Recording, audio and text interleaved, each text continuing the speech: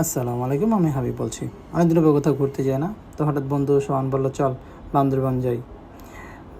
আমি প্রথমে মানা করলাম মুখের উপরে, পরের দিন আবার চিন্তা ভাবনা করে অনেকদিন পর কোথাও যাই না, কাজের চাপ ছিল। তো বন্ধুকে বললাম হ্যাঁ যাবো। তারপর ছুটি মুটি নিলাম, 5 দিনের একটা ছুটি নিলাম। পরে 2টা পলি কিনে আনলাম, যদি পাহাড়ে অনেক বৃষ্টি, 2টা রেইনকোট বানালাম আমি আমার বন্ধু সোহানের জন্য। তো বন্ধু সোহানের বাসায় গেলাম, সন্ধ্যাবেলা আড্ডা মারলাম। ও দেখলাম বাদামের লাড়ু টাড়ু বানাইলো, ঠিক আছে। ওর সাথে প্ল্যান ট্যান শেয়ার করে আমি আমার বাসা যেয়ে পরের দিন ব্যাগ ট্যাগ গোছালাম। গোছাইয়া 2জন বন্ধু চলে গেলাম মেট্রো স্টেশন। আমাদের গন্তব্য হচ্ছে মার্সা কাপ বাস কাউন্টার। তো ওইখানে সবাই থাকবে, তো ওইখানে আমরা সবাই গেলাম, সবাই একে একে করে সবার সাথে দেখা করে। পরে মার্সা বাস আসলো, আমরা সবাই বাসে উঠলাম। বাসে উঠে আমরা চলে গেলাম চকরিয়া।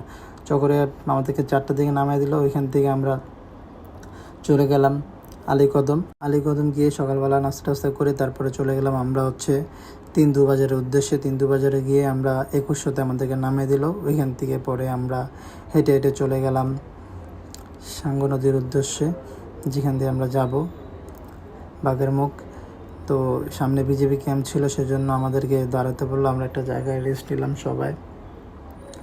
ওইখানে আমরা সবাই গান টান যার মতন সে শুয়ে টুয়ে যে যেভাবে পারে রেস্ট নিল।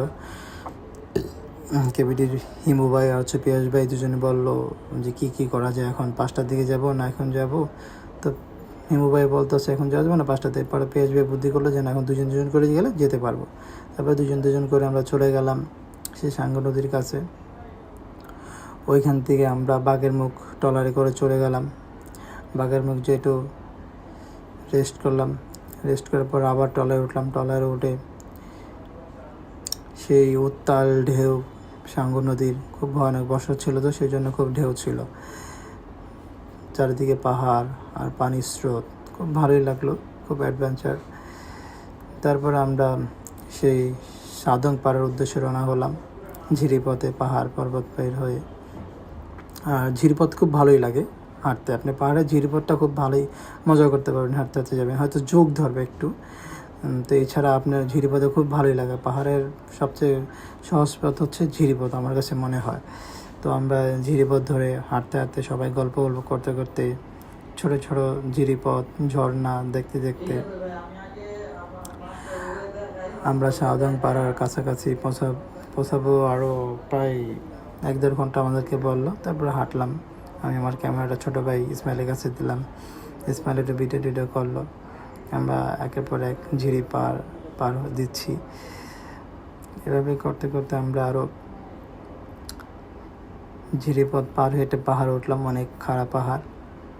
পাহাড়ে উঠতে যে আমার বন্ধু সোহানের চশমাটা হারিয়ে গেছে, আবার পাইছে। তারপরে ঝিরিপথে পাইছে, তারপর আবার সামনে হারিয়ে ফেলছে, তখন আর পাওয়া যায় নাই। তো আস্তে আস্তে সন্ধ্যা হয়ে গেল। তো সাউদাং পাড়া পৌঁছলাম আমরা 7:30-7:30টার দিকে।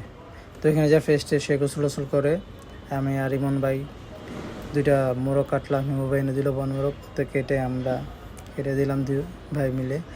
তো হিমু ভাই ওনারা রান্নাবান্না করলো। রাতের খাবার শেষ করে আমরা তো পাহাড়ের চূড়ায় বসে আমরা চাঁদ দেখতেছি ফেলে তাকে। নিজে চিন্তা ভাবনা করে দেখলাম যে বিয়ে ছাড়া ভালোই আছি, একটু ঘুরতে পারি, বিয়ে করলে তো আর পারুন না।